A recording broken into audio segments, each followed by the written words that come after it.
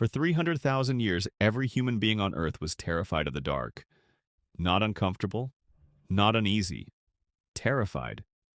The kind of fear that made your heart stop at every sound, every shadow, every rustle in the trees beyond the firelight. We've had electric light for less than 200 years, which means the version of you that evolved over hundreds of thousands of years, the version that is still running your body right now, was built for a world where the dark could kill you. And it remembers. To understand what ancient humans feared at night, you have to understand what the night actually was. There were no streetlights, no phone screens, no ambient glow from the distant cities. On a cloudy night with no moon, the darkness was total. Absolute. The kind of dark where you genuinely cannot see your own hand in front of your face. And in that darkness, things lived. Leopards, lions, hyenas, crocodiles. Every major predator that hunted humans did so primarily at night.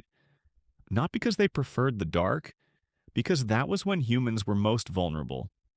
For 300,000 years, nightfall was not the end of the day. It was the beginning of the most dangerous hours. Fire changed everything, but not completely. When early humans learned to control fire, roughly 400,000 years ago, it gave them something extraordinary: a circle of light, roughly 30 feet in every direction.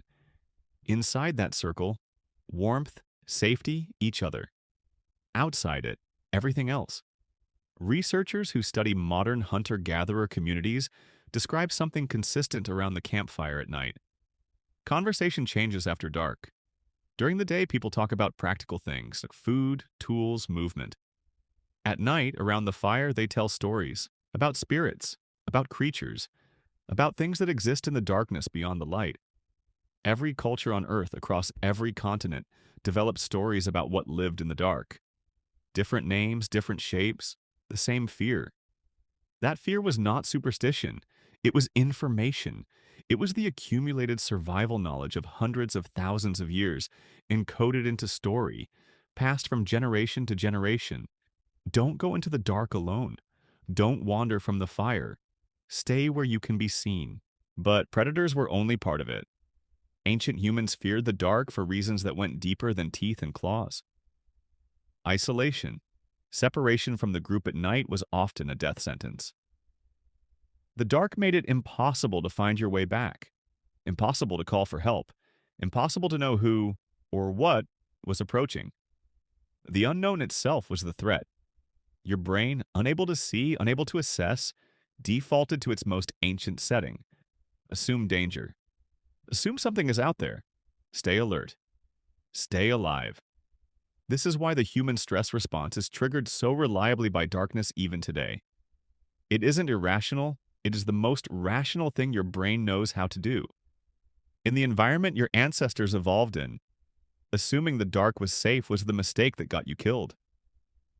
There is a specific phenomenon researchers have documented across ancient and modern hunter-gatherer cultures. They call it the watch. In the hours between first and second sleep, roughly midnight to 2 in the morning, many people naturally wake.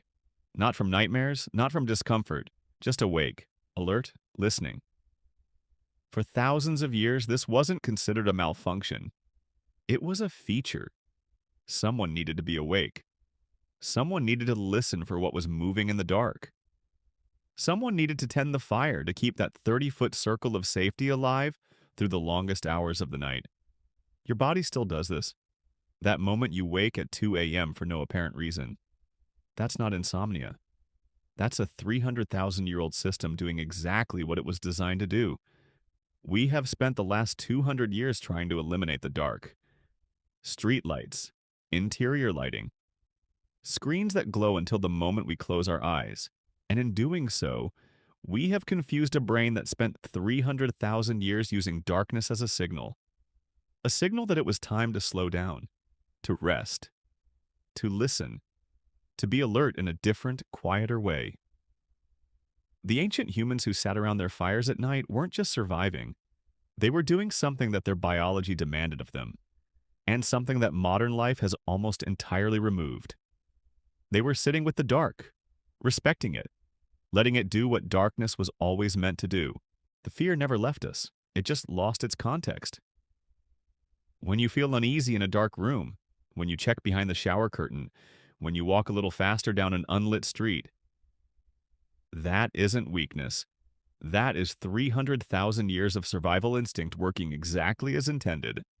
The dark was never just the absence of light. For almost all of human history, it was a living thing. And some part of you still knows that. What your ancestors did when morning finally came. And what the first light meant to them. That's the next video.